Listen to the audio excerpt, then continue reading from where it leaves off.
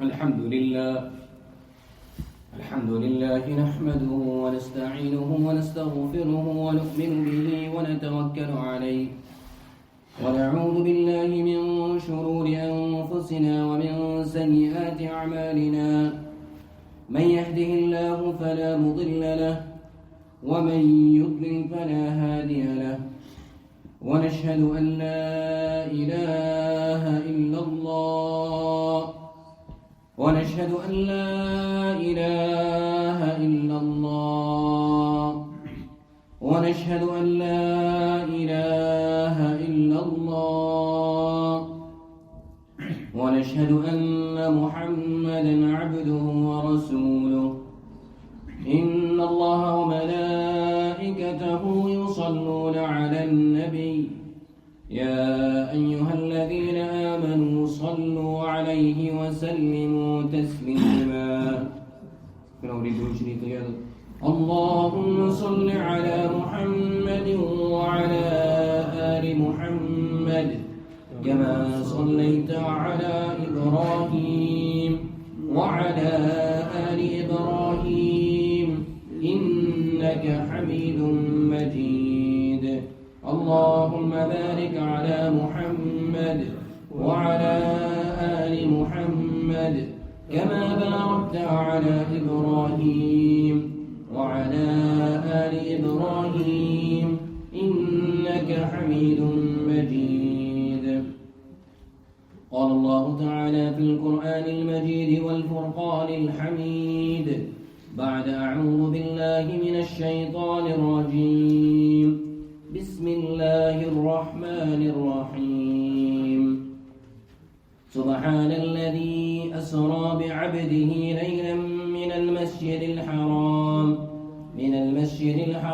إلى المسجد الأقصى الذي باركنا حوله لنريه من آياتنا إنه هو السميع البصير صدق الله العظيم السلام عليكم ورحمة الله وبركاته. وعليكم السلام ورحمة الله وبركاته.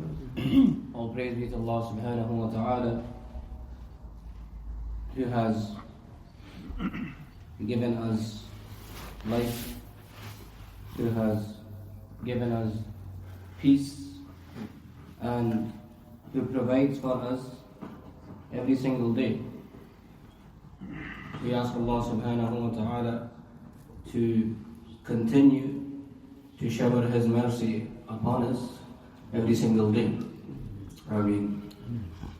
Last week we spoke about the tragedy of the earthquakes which hit the two countries of Turkey and Syria, and it was a moment of reflection where we could see the power of Allah subhanahu wa ta'ala. Allah subhanahu wa ta'ala can do whatever He wishes, whatever He wills, and whatever happens is because it is the will of Allah subhanahu wa ta'ala. An insan cannot do anything if Allah has already planned for something to happen. And if Allah has planned for something not to happen, there is nothing that insan can do to make it happen. So we have this belief and this understanding, and we know Allah subhanahu wa ta'ala is in control of everything. Now, during this blessed month of Rajab, Nabi sallallahu alayhi wa sallam was taken to the heavens where he got to meet Allah subhanahu wa ta'ala, and he was given the gift of Salah. And this week has been made Aqsa week, in which there is a group who are called Friends of Aqsa, where they choose this week and they help to remind the Muslims and the whole ummah about the status and the stature of Masjid Al-Aqsa in Islam. So the way that the people of Turkey and Syria were suffering and are suffering. The Muslims of Palestine have been suffering for a much, much longer time. And living away from that and being far away from that, sometimes we can get disconnected with Masjid Al-Aqsa. And we should really, it's an opportunity for us to remember how much and how beloved the Masjid Al-Aqsa is towards each and every one of us. Everything okay there, Dr. Muhammad? Yeah, because the people are sitting without the pillars and it's not comfortable. So, speaking about the troubles and the difficulties that the people go through, and then we compare it to our lives, we see there's nothing. We wake up in the morning and our complaint is there is no milk in the fridge, or the only bread which is left is the fat one, so we have to go and get another one. Whereas there are people around the world who are going through many, many, many troubles, and we cannot even compare to that. The people who are from all of the Middle Eastern countries which have been suffering, they have all been displaced all around the world. They are no longer with their families at their family homes. They have had to go and settle in different countries, and every day is a struggle and every day is a difficulty. But alhamdulillah, Allah subhanahu wa ta'ala, He puts them in a position where they are able to do something, where they still have that trust and that faith in Allah subhanahu wa ta'ala, and they try their best.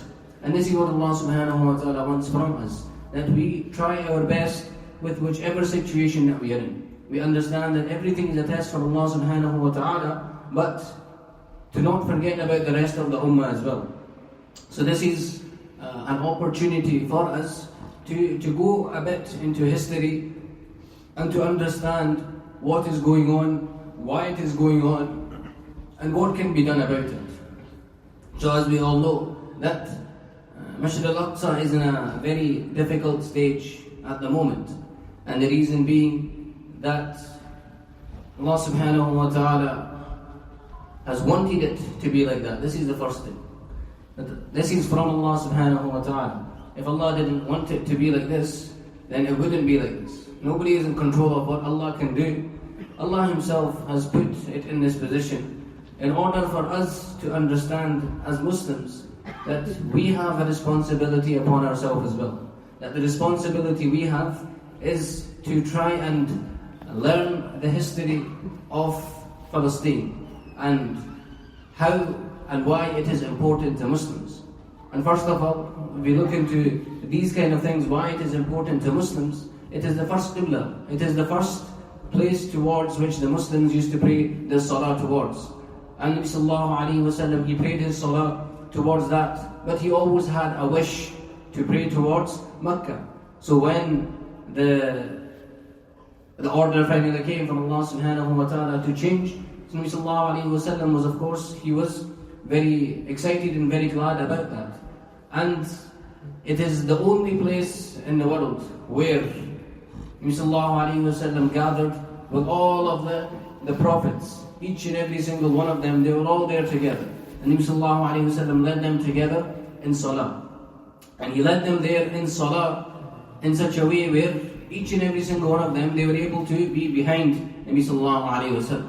So this is why it is so beloved to Allah subhanahu wa ta'ala. And this is why it should be beloved to us as well. And like it was mentioned in the khutbah, the ayah, سبحان الذي أسرى بعبده ليلا من المسجد الحرام إلى المسجد الأقصى الذي باركنا حوله لنريه من آياتنا إنه هو السميع البصير. Allah subhanahu wa ta'ala, He speaks about the night journey, Al-Isra wal-Mi'raj, in which Nabi sallallahu alayhi wa sallam, he went from first of all from Mecca to Palestine. And the way that he got there is through a special animal which Allah subhanahu wa ta'ala created just for him so that he would get there very quick. And he got there with Hazrat Jibreel alayhi salam, and from there is when he led the prophets in Salah. After that, Hazrat Jibreel alayhi salam took him on another journey to the heavens, in which he got to meet all the different prophets at each stage. And over there, right at the end, Allah subhanahu wa ta'ala granted him the gift of the salah that we pray today. And not only that, but this salah is a way for us to connect with Allah subhanahu wa ta'ala. It is a way where we can directly speak to Allah subhanahu wa ta'ala. Before, there was no real other way in which the Muslims felt that they could connect and speak to Allah subhanahu wa ta'ala. As soon as the command for salah came, the Muslims, they became very happy. And this is why the salah is known as a gift. You know, people, we might think today the concept maybe it is hard and it is difficult for us, but it is a gift in which we are able to speak to Allah subhanahu wa ta'ala, where there is no barrier, where we can speak to Allah and say whatever we want. And we already, everybody knows the story of how it happened, where Allah subhanahu wa ta'ala first gave 50 salah to Nabi sallallahu alayhi wa sallam, said this is for your ummah to go and pray and to remember me. So which, when Nabi sallallahu alayhi wa sallam was coming down the heavens, he met Hazrat Musa alayhi salam, and Hazrat Musa alayhi salam said, that is going to be way too much for you, you should go and get it lowered. So of course it went and got lowered every time, it went down 5 times every single time. So it got to 5 salah. And when it finally got to 5 salah, what happened? Hazrat Musa alayhi salam said, that is even still going to be too much for your ummah. Because I know, I live with my people and they don't like to do very much. So the same will be with you as well. But Nabi sallallahu alayhi wa sallam, he felt shy to go again and again and again. So he just came. And he came down with the 5 salah, and he explained to the Sahaba that this is a gift which we have been given from Allah subhanahu wa ta'ala. But Allah subhanahu wa ta'ala is so kind and so merciful and wants to be so rewarding that He said that whoever prays those 5 times salah will still get the reward of 50 salah. So this is something which Allah subhanahu wa ta'ala has blessed us with. And it was given to us, and it was, it happened from Masjid Al-Aqsa. And in the morning when Nabi sallallahu alayhi wa sallam explained to the Sahaba that this was the story and this is what happened, the people who were the mushrikeen, the non-Muslims of Makkah, said impossible. How can you have went all the way to Jerusalem and you came back and all of these things? To which then some of the people who had been there for trade, they asked, okay, so what did you see over there? Did you explain to us and describe to us exactly what you saw there? And then Nabi sallallahu alayhi wa sallam, of course Allah subhanahu wa ta'ala would not put his Nabi in a position where he could be defeated in such a way. So Allah subhanahu wa ta'ala put the whole picture in front of him. And he could see just looking from that picture. They asked, did you see this and did you see that and what was there? So Nabi sallallahu alayhi wa sallam just looked from the picture and said, yes, this was here and this was here and that was there. And so even though they would have these clear examples that Nabi sallallahu alayhi wa sallam was speaking the truth, Hidayah was not written for them, but some of them, of course, they accepted Islam at that time. And the narrations, they go on to mention that when Nabi sallallahu alayhi wa sallam came back from the journey, the heat in his bed, it was still there. That it was that quick, that he was there for that long and he done all these things throughout the night. When he reached his bed, the heat was still there and he could just, it was as if he had only left for a few seconds. So this again is a miracle from Allah subhanahu wa ta'ala, and this happened from Masjid Al-Aqsa. Now when we look at the situation which is there today, it is very hurting and it's difficult for the people there. And the question is, as Muslims, as people of this ummah, what can we do? First of all, what we can do is we make dua to Allah subhanahu wa ta'ala. We make dua to Allah subhanahu wa ta'ala eases the pain and the suffering and the difficulty which the people of Palestine are going through. That with our du'as, with our concern, things can happen. Another thing that we can do is to go and visit. To go and to visit there. To go to the masjid, to pray salah there. Nabi sallallahu alayhi wa sallam has mentioned in a hadith, a person who goes and prays salah, there are many varying narrations about the reward, but one of them is that the person who goes there, he will get 1,000 rewards when he prays one salah there. There another narration where he says 25,000. So all we know is there is a lot more reward when we go there. It is the third most beloved masjid to Allah subhanahu wa ta'ala where we can go. If we go there and pray salah, it is much more rewarding. Now, the situation there is such, when the only time I went there was a few years back, but the difference that you see between Mecca and Medina compared to Masjid Al-Aqsa. See, when you go to Mecca and Medina, you see everything is very nice and shining, and it's all up to date. In Masjid Al-Aqsa, everything it's like ruins. Things have been broken and nothing has been fixed because nothing is allowed. They don't let anybody do anything there. When we went there, they had a cabinet there. In that cabinet, they had bullets, grenades, all these kind of things, which had been thrown into the masjid, which had been shot at the people. So they leave it there just to show that this is the kind of difficulty that they go through. And even if they were to spend money in renovating and fixing the place, they would do the exact same thing again and again. And it's just one day they wake up and they feel like, let's go and cause trouble to the Muslims. So this is the situation that they have over there. Imagine if we had that over here, that every time you want to come to the masjid, people are causing you trouble. So much so that even before entering the compound of the masjid, we went as a whole group. So they asked one of the soldiers there, he said to recite Surah Fatiha. Now, of course, we as all Muslims were there, we were able to read, and we read Surah Fatiha and we can go inside. But in my head I was thinking, this is a soldier who's not a Muslim and he's asking me to recite Surah Fatiha. So it's a bit confusing, but it's just they want to test you in every single way possible, that to turn you away so that you don't come again. Not only that, so we went from the Jordanian border in. So because we were a group and because there was many kind of teenage youngsters in the group, so they kept us for about 10 or 11 hours at the border. Just so what they do is just to annoy you, so that you don't feel like going back, so that they to try and trouble you as much as possible. So to show us, and we have to show them that we have the strength, that the way that we have that will and that wish to want to go to Mecca and Medina, that same will and wish has to be there for Masjid Al-Aqsa as well. That we go there and we show our strength to the Muslims that are there. That they become so happy when they see you coming. And they'll ask, which country have you come from? And it makes them happy that you have come and you have visited. And we can go there, we can help them out, we can help them in their businesses, all of these different things. So whatever we can do, this is a way that we can. So first of all is we make dua for them. Secondly is that we try and go and visit. Thirdly, there is many people in different positions that we are able to speak to. We have politicians and we have all these people, and we can ask to help them, to stand up for them. At the end of the day, we know that Allah subhanahu wa ta'ala is in control of everything. Allah subhanahu wa ta'ala can make everything and anything happen.